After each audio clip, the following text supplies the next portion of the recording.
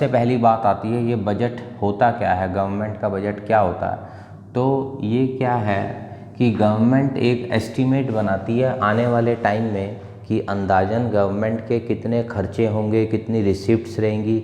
जैसे हम एक आम बंदा एक अपना बजट बनाता है, भाई यहाँ से मेरे पास पैसा आएगा, इतना मैं खर्च करूँगा, तो वैसे ही गवर्नमेंट भी अपना एक बजट बनाती है। तो सबसे पहले जैसे मैंने बताया इसके अंदर गवर्नमेंट अपनी एस्टीमेटेड, देखो एग्जैक्ट तो नहीं पता गवर्नमेंट को क्या होने वाला है, तो estimated receipts and estimated expenditure का रिकॉर्ड बनाएगी गवर्नमेंट।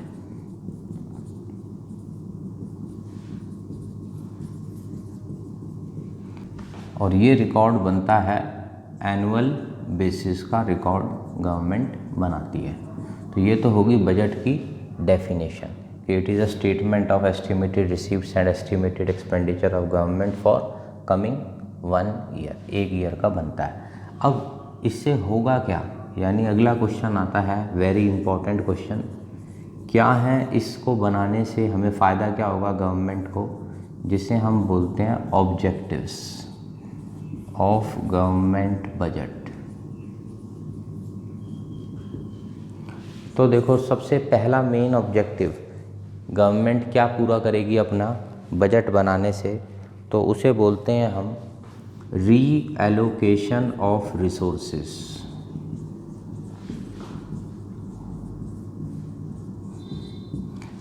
रीएलोकेट मतलब रिसोर्सेज को सही दोबारा से एलोकेट करो, यानी सही जगह पे हमारे रिसोर्सेज एलोकेट करो। तो कहाँ पे रिसोर्सेज हमें एलोकेट करने हैं, तो गवर्नमेंट ऐसी जगह पे चाहेगी जहाँ देश का भला हो, मॉनेटरी वाइज इकोनॉमिक वाइज भी हम कुछ कमा पाए हमारा देश, और वेलफेयर भी हो देश का। तो इसके लिए फिर गवर्नमेंट क्या कर सकती है कि ताकि वेलफेयर भी हो और सब पैसा भी कमाएं, कि जो नेगेटिव एरियाज़ पे हैं, जो नेगेटिव एरियाज़ हैं जैसे डीजल कार्स या सिगरेट्स, ऐसी चीज़ों के ऊपर गवर्नमेंट टैक्सेस बढ़ा दे। इससे क्या होगा, लोग ऐसे एरियाज़ में ज़्यादा इन्वेस्टमेंट नहीं करेंगे, पब्लिक भी फिर इन चीज़ों को ज़्यादा यूज़ नहीं करेगी क्योंकि इस पे टैक्सेस ज़्यादा हैं। और जो पॉजिटिव एरियाज़ हैं वहाँ हम चाहते हैं ज़्यादा रिसोर्सेज एलोकेट हों। पॉजिटिव एरियाज़ में हो गया लाइक इलेक्ट्रिक कार्स या सोलर पैनल्स का इस्तेमाल हो घर में, तो ऐसे और भी कई पॉजिटिव चीज़ें होती हैं। तो ऐसी एरियाज़ के ऊपर गवर्नमेंट क्या करेगी, सब्सिडीज़ बढ़ा देगी बजट के थ्रू, यानी रिबेट्स दे देगी, बेनिफिट्स दे देगी। आप ये सोलर पैनल लगाओ, उसकी कुछ कॉस्ट गवर्नमेंट कहती है हम बियर कर लेंगी, क्योंकि गवर्नमेंट का पर्पज़ है रीएलोकेशन ऑफ रिसोर्सेज नेगेटिव जगह पे कम लगे और पॉजिटिव एरियाज़ पे ज़्यादा लगे। तो ये है हमारा रीएलोकेशन ऑफ रिसोर्सेज। अच्छा, अब कुछ जगह ऐसी हैं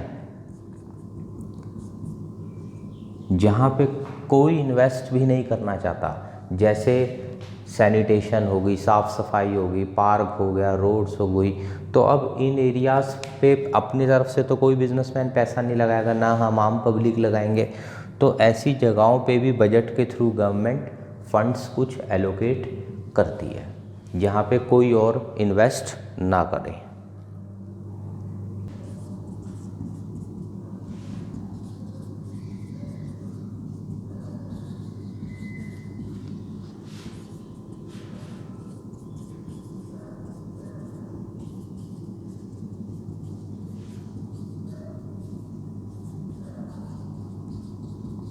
जहाँ प्राइवेट लोग इन्वेस्टमेंट नहीं करते वहाँ भी फिर गवर्नमेंट ही इन्वेस्ट करेगी अपने रिसोर्सेज। तो ये हो गया, बजट बनाते वक्त गवर्नमेंट इन बातों का ध्यान रखती है कि नेगेटिव एरियाज़ पे हम टैक्स ज़्यादा लगा देते हैं बजट के अंदर, पॉजिटिव में सब्सिडीज़ या बेनिफिट्स दे देते हैं, और जहाँ कोई नहीं इन्वेस्ट कर रहा वहाँ गवर्नमेंट अपना बजट बनाती है और खुद इन्वेस्ट करती है। तो पहला मकसद पूरा हो गया, reallocation of resources.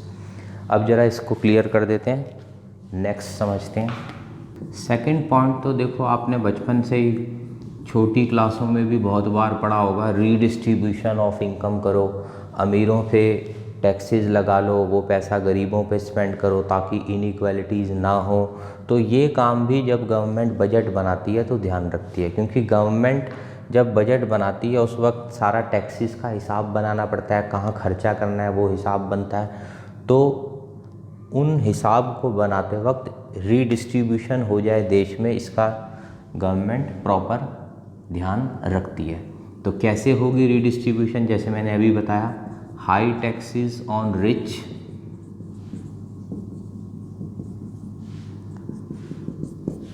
And low taxes और सब्सिडीज, यानी उन्हें कुछ सस्ता दे दिया, फ्री का बेनिफिट दे दिया टू पुअर, जैसे फ्री एजुकेशन दे दी या और कुछ फ्री गैस सिलेंडर दे दिया, इस टाइप की चीज़ें। तो क्योंकि हमारा मकसद है, जो हमारा इसके पीछे ऑब्जेक्टिव है वो है रिड्यूस इनइक्वालिटीज़। ये जो इनकम इनइक्वालिटी है इसको रिड्यूस करना है। तो ये भी गवर्नमेंट का एक ऑब्जेक्टिव रहता है कि बजट बनाते वक्त ऐसी बातों का ध्यान रखा जाए। अब बोर्ड में थोड़ा बहुत क्या होता है, इनडायरेक्ट क्वेश्चन आ जाते हैं, जैसे नोट करके लिख लो। एक बार बोर्ड में क्वेश्चन आ गया कि गवर्नमेंट, वैसे तो मैंने एग्जाम्पल पहले ही लिखवा दिया कि टैक्स लगा रही है ऑन डीजल कार्स, और एक बार आ गया टैक्स ऑन सुपर रिच, बहुत अमीर लोग हैं जो। फिर तीसरा आ गया सब्सिडीज ऑन गैस सिलेंडर, जो हमारे घरों में गैस सिलेंडर आता है उसमें सब्सिडी या फ्री दे रहे हैं टू पुअर। और एक हो गया सब्सिडीज ऑन सोलर पैनल, या चलो कुछ वो डिफरेंट लिख देते हैं, खादी प्रोडक्ट्स। तो ऐसे कुछ अलग अलग बोर्ड में केसेस आ चुके हैं।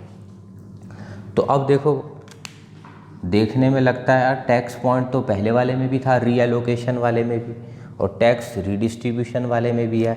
तो फिर से ज़रा मैं एक बार इसका शॉर्टकट बता देता हूँ। अगर रीएलोकेशन वर्ड जो ऑब्जेक्टिव है उसके अंदर कहीं ना कहीं क्वेश्चन में पॉजिटिव एरिया या नेगेटिव एरिया ऐसा कोई वर्ड होना चाहिए। और रीडिस्ट्रीब्यूशन के अंदर, रीडिस्ट्रीब्यूशन अगर ऑब्जेक्टिव है तो उसके अंदर वर्ड रिच या पुअर होना चाहिए।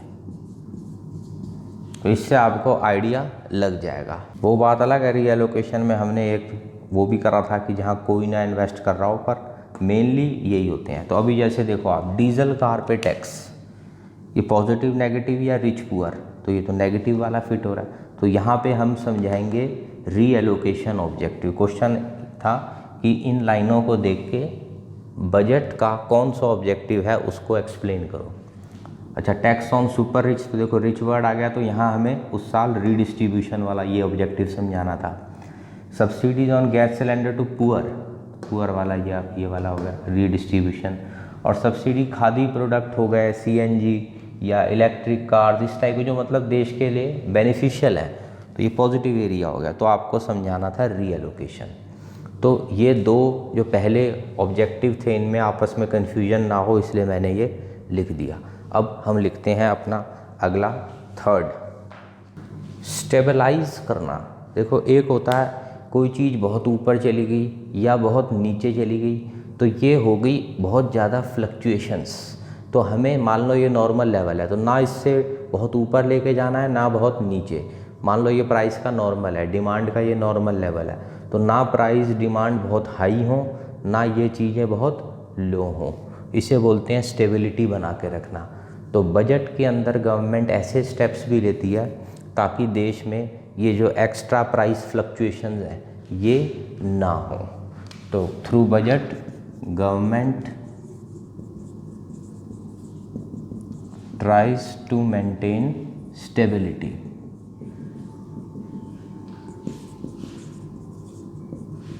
या इसे हम बोलते हैं अवॉइड प्राइस फ्लक्चुएशंस, या डिमांड की फ्लक्चुएशंस ना हो। जैसे मान लो बहुत ज़्यादा प्राइस राइज हो रहे हैं, इन्फ्लेशन, या बहुत ज़्यादा पब्लिक डिमांड कर रही है, हाई डिमांड हो रखी है, इतनी ज़्यादा डिमांड कर रही है पब्लिक जिसके चक्कर में प्राइस राइज होते जा रहे हैं। तो अब क्या करे ऐसे में गवर्नमेंट, इस डिमांड को कम करने के लिए, पब्लिक की डिमांड को कम करें, तो गवर्नमेंट बजट के अंदर अपने टैक्सेस को बढ़ा सकती है। लोगों पे टैक्स इतना लगा दो कि वो डिमांड ही ना कर पाएँ, तो फिर ये जो हाई डिमांड है, हाई प्राइस हो गए, ये नॉर्मल रेंज में आ जाएंगे। Government increase taxes. ऐसे ही रिवर्स भी है, अगर डिमांड बहुत ज़्यादा कम हो गई है,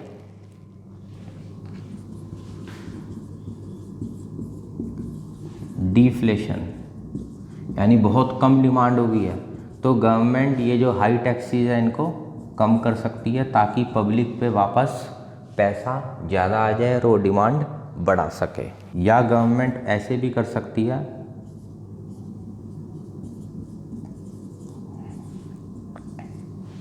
सब्सिडीज़ ज़्यादा कर सकती है लोगों को, ये फ्री की चीज़ें ले जाओ, फ्री का सामान ले जाओ ताकि, या सस्ते रेटों पे ले जाओ ताकि पब्लिक के पास पैसा कुछ सेव हो जाए और पब्लिक और जगहों पे पैसे को खर्च कर सके।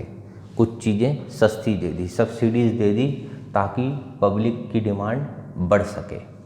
तो ये हो गया गवर्नमेंट का अगला ऑब्जेक्टिव, स्टेबलाइज करना, फ्लक्चुएशंस ज़्यादा ना हो। अगला देखते हैं हम, फोर्थ पॉइंट। अब जैसे पब्लिक एंटरप्राइजेज हो गए लाइक रेलवेज।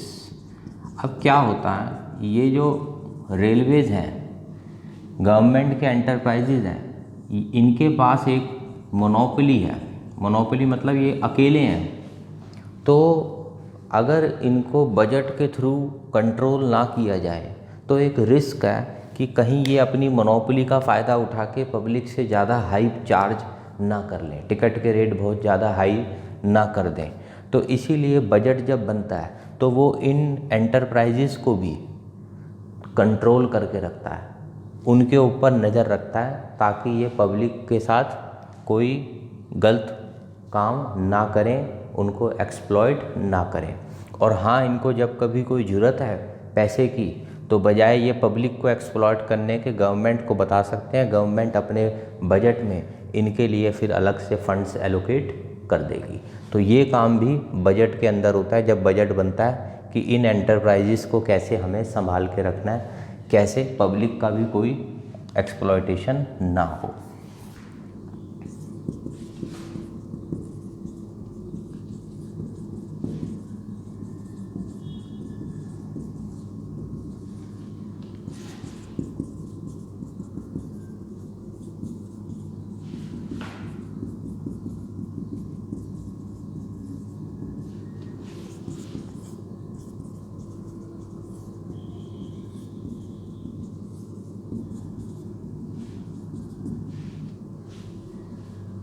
और अगर इनको कुछ फंड्स की रिक्वायरमेंट है तो वो फंड्स भी प्रोवाइड करती है उन्हें।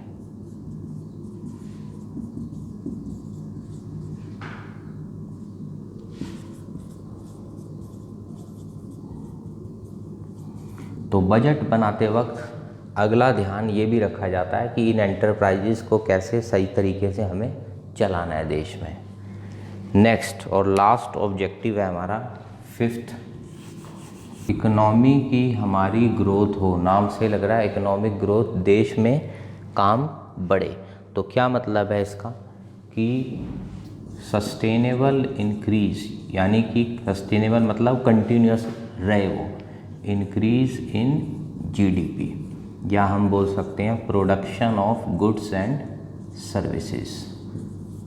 अच्छी प्रोडक्शन हो, देश का जीडीपी अच्छा बढ़े, ये भी हमारी गवर्नमेंट का एक ऑब्जेक्टिव होता है बजट बनाते वक्त कि देश का जीडीपी अच्छे तरीके से बढ़े। अब कैसे होगा, तो गवर्नमेंट ऐसे स्टेप्स लेगी, देश में ऐसी पॉलिसीज़ निकालेगी ताकि देश में लोगों की सेविंग्स बढ़ें और देश में इन्वेस्टमेंट बढ़ें।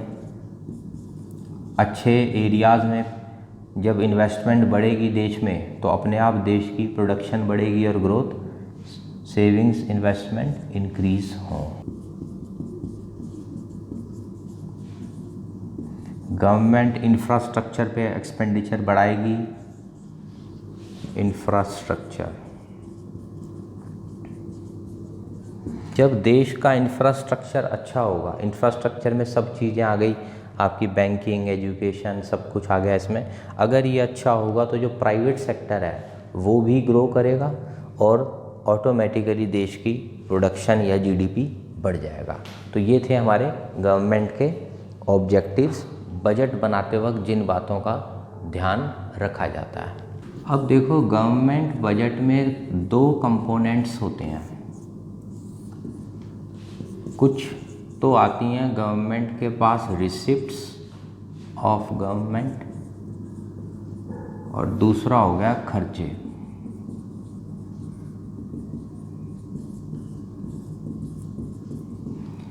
अब जो गवर्नमेंट की रिसिप्ट्स हैं उनको भी हम आगे 2 टाइप में लेते हैं।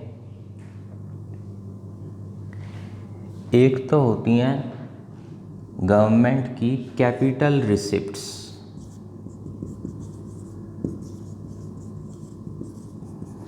और सेकंड हो गई रेवेन्यू रिसिप्ट्स। अब कैपिटल रिसिप्ट्स का क्या शॉर्टकट हम बना सकते हैं कि मान लो किसी को इंस्टेंट पैसा चाहिए। अब मान लो इस चैप्टर को छोड़ो, आप नॉर्मल लाइफ में देख लो, किसी को इंस्टेंट पैसा चाहिए, कोई प्रॉब्लम आ गई, बीमारी आ गई, कोई टेंशन आ गई। अब बंदा इंस्टेंट पैसे कहाँ से लाएगा? तो वो या तो 2 ऑप्शन है उसके पास, या तो वो कुछ सामान बेचेगा, घर में एसेट बेचेगा, एसेट बेचा, सिंपल लैंग्वेज लिख रहा हूँ अभी, ऑफिशियल अभी इसके बाद लिख दूँगा।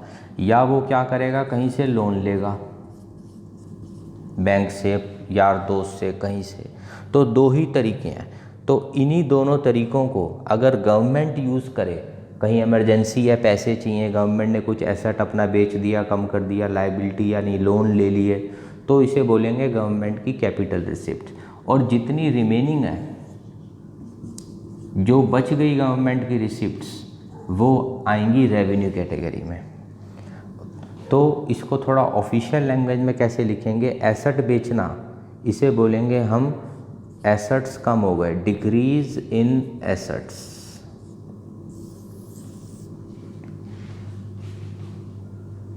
लोन लेना, इसे हम बोलेंगे इंक्रीज इन लायबिलिटीज।